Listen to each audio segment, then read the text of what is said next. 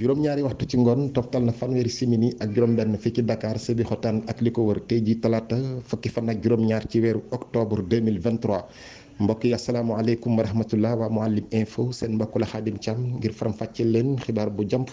buñ bawoo ci kii di président Ousmane Sonko mu publié ci page Facebook am di wax ni yéen sénégalais yi nekk fii ak yi nekk biti réew yéen ñi nga xamante ni samay militant ngeen.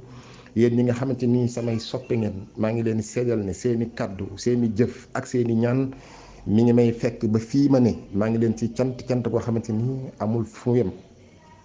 maa ngi sant yàlla sama borom itam bu baax a baax te di leen woo tey jii ngeen gën a ànd ak détermination ngeen gën a takku ba dëgër ngir jàmmaarloo ak régime bii fi nekk di régime mu dictature régime boo xam ne sax juróomi weer rekk leen fi dese maa ngi leen di fàttali bu baax a baax itam droit bi nga xamante ni constitution bi moo ñu ko may muy droit à la résistance bu dee ñun nag dinañ def suñu kéemtalaal kattan mooy yun amee ngir nag jàmmaarloo ak régime bii fi nekk loolu nag moo waral ma tàmbaliwaat sama xiifal muy grève de la faim ngir nag ñaari poñ bi ci njëkk mooy ngir wane sama solidarité daal sama ànd ak sama jàppale suñuy mbokki soxna yoo xamante ni ay patriotes lañu ñu teg loxo ay weer yu bare ngi nii ñenn ñi nekk prison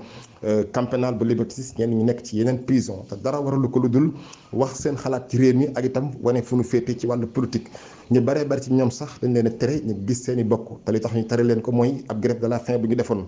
ñaareelu tomb bi ngir nag protester ngir daal naqarlu bu baax a baax jàpp gi nga xamante ni jàpp nañ ma ko te du dara lu dul lu arbitraire daal teguñu ko ci dëgg teguñu ko ci yoon dara waralu ko lu dul mbiri politique man ak ay téeméeri patriote ñu mel ni man yu ñu jàpp maa ngi exiger ñi bàyyi leen nee na loolu daal ñaari tomb yooyu moo waral mu def grève de la faim nee na itam yéen sama comme yéen sénégalais yi nekk fii ak yi nekk biti réew yéen sama militants yi yéen sama sympathisants yi maa ngi leen di invité maa ngi leen di woo ngir nag ñu gën a takku ba dëgër di gën a am détermination ngir gën a am endurance gën a muñ gën a xam ne kat régime bii fi nekk moom il faut ñu am endurance pour jàmmarloo ak